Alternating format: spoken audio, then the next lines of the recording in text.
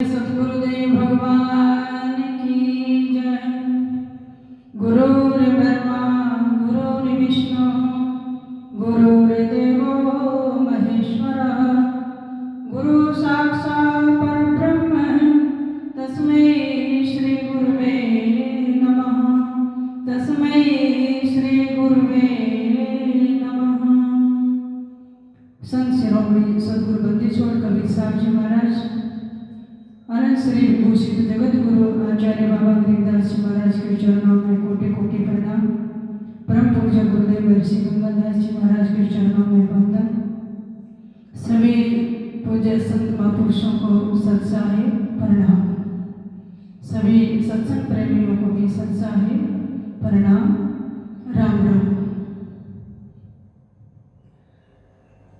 जीवन में प्रणाम करना और झुकना सीखें,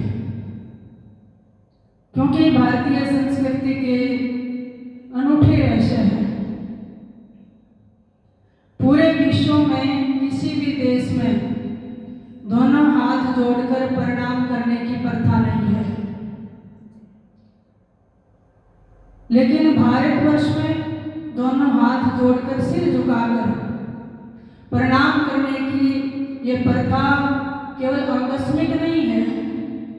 इसके पीछे बहुत भारी परंपरा है, एक बहुत बड़ा बोध छिपा हुआ है कि जब हम नमस्कार करें तो दोनों हाथ जोड़कर, यानी द्वंद्व ना हो, निर्द्वंद अवस्था में जब दोनों एक हो जाए, अद्वैत अवस्था में दोनों हाथ जोड़कर प्रार्थना करें, प्रणाम करें, तभी परमात्मा तक पहुंचती है। यानी दायां और बायां अलग अलग ना हो, बुद्धि और हृदय, शरीर और आत्मा दोनों एक हो जाए। इसलिए प्रणाम तो वैसे नमस्कार नमस्ते हर देश में की जाती है, लेकिन उस प्रणाम के साथ भगवान का नाम नहीं जोड़ते हैं। वो केवल भारत में ही परंपरा है।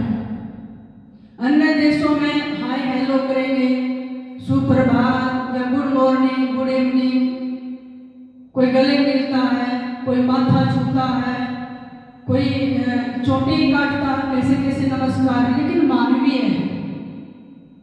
एक मनुष्य की सीमा के अंदर हम उससे पार नहीं है। लेकिन जब हम प्रणाम करते हैं, नमस्कार करते हैं, तो उसके साथ भगवान का नाम जोड़ते हैं।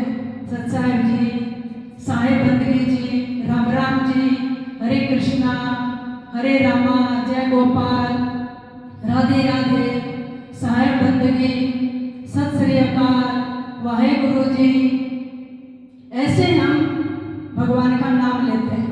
यानी मैं केवल तेरे को ही प्रणाम नहीं कर रहा, तेरे भीतर जो परमात्मा है मैं उसको भी देख रहा हूँ, उसको भी प्रणाम कर रहा हूँ। अब उच्चारण आप कोई भी करें, लेकिन परिणाम तो वो भगवान को ही हो रहा है।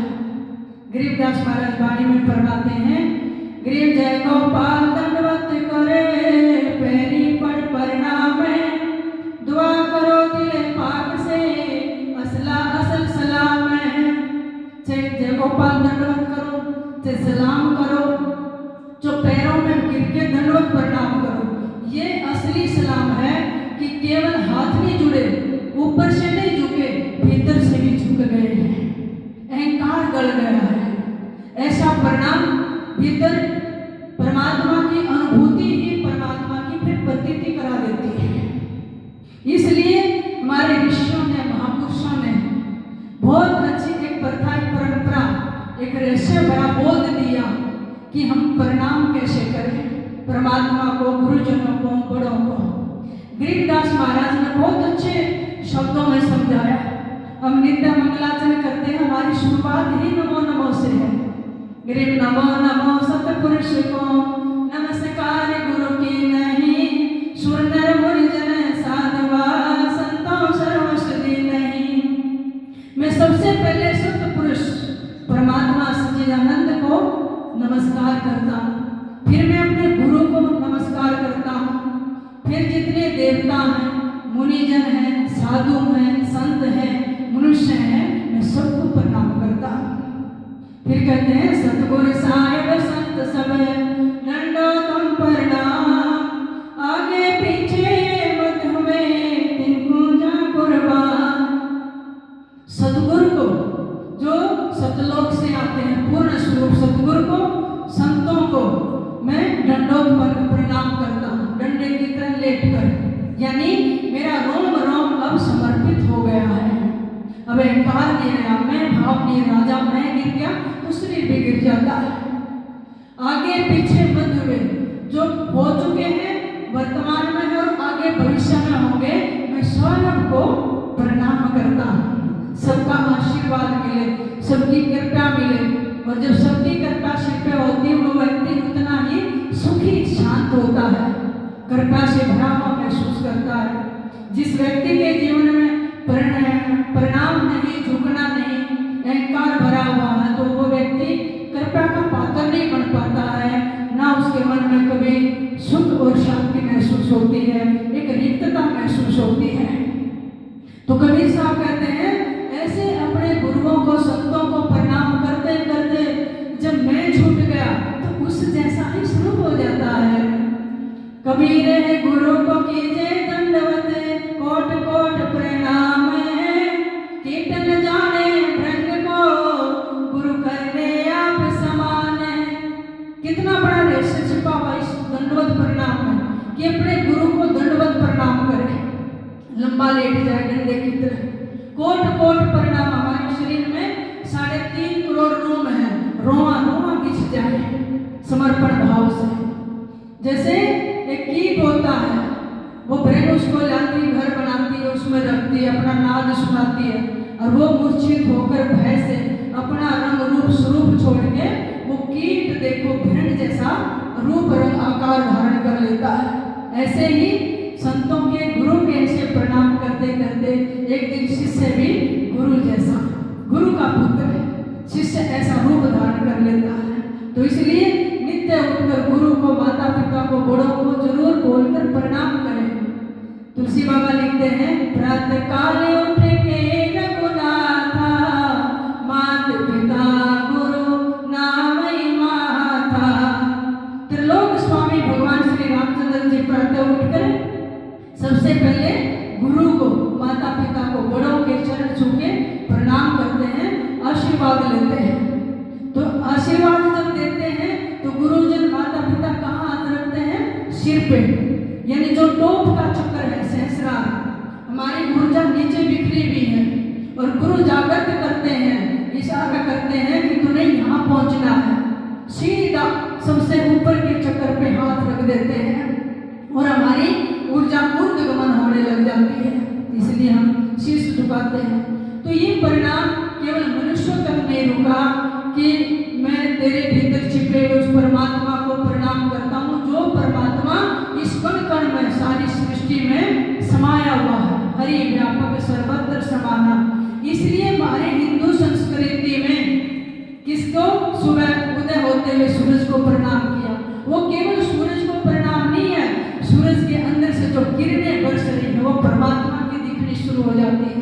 हमने चंद्रमा को, तारों को, नदियों को, गंगा जमुना को हम नमस्कार करते हैं, गाय माता को नमस्कार करते हैं, तीर्थों को नमस्कार करते हैं, कैलाश पर्वत, सुमेर पर्वत आदि को नमस्कार करते हैं, पेड़ पौधों को, तुलसी को नमस्कार करते हैं।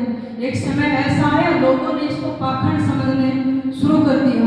ये पाखंड नहीं था, जब उस वृक्ष में भी पत्ते पत्ते में, नदियों में, जल में, तीर्थों में हम भगवान का स्वरूप देखना शुरू करते हैं, फिर उसको दुखी नहीं करेंगे, फिर हरे पेड़ नहीं काटे जाएंगे, इसमें भगवान का रूप है, फिर गाय माता काटी नहीं जाएगी, इसमें भगवान है। तो इसलिए हमने फिर कण कण में, यानी कंकर कंकर शंकर है, ये दृष्टि दी हमारे ऋषियों ने, महापुरुषों ने, और गरीबदास महाराज ने भी ये दृष्टि दी देखने की। क्या?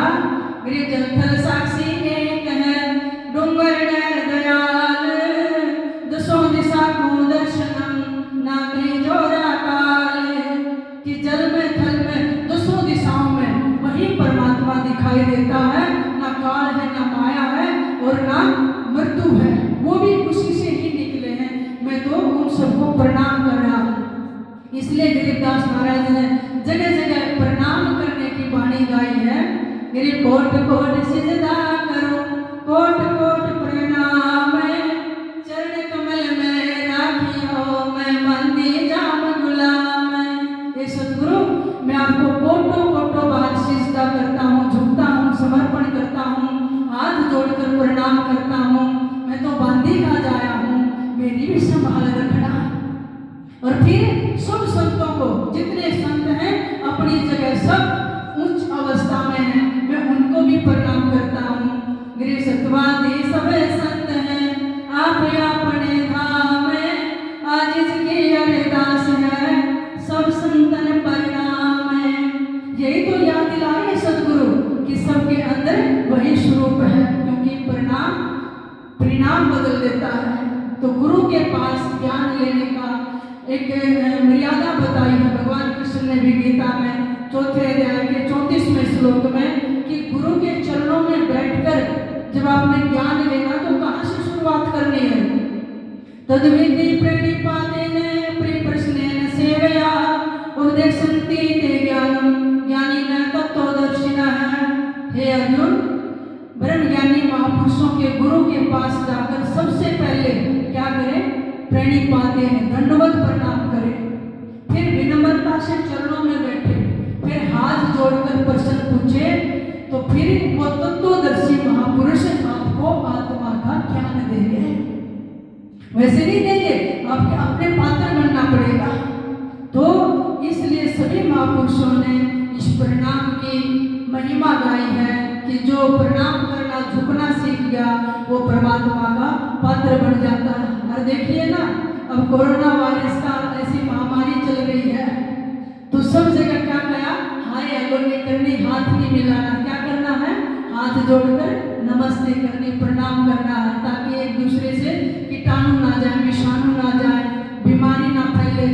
अब जो दूसरे देशों में कभी नमस्ते प्रणाम हाथ जोड़कर नहीं किया था, अब वो भी नमस्ते कर रहे, प्रणाम कर रहे हैं। भारत की ऐसी दिव्य संस्कृति को सारा विश्व अपना रहा है, क्योंकि हमारे ऋषियों की, महापुरुषों की बहुत भारी परंपरा रही है, जिसने पूरे विश्व को एक बोध दिया, एक जागृति दी है। तो कोई पाखंड नहीं है, कोई आडंबर नहीं है। भारत की हर संस्कृति के पीछे बहुत बड़े बड़े रहस्य खुले हुए हैं, छुपे हुए हैं। महाभारत का युद्ध होने लग रहा है और तीरों पर तीर ताने खड़े हैं, तलवार, घोड़ों की हिरनाक सेनाई, नगाड़े बज चुके हैं। लेकिन सबसे पहले युद्ध के मैदान में भी देखिए, अर्जुन बाण खींचता है किसके चरणों में?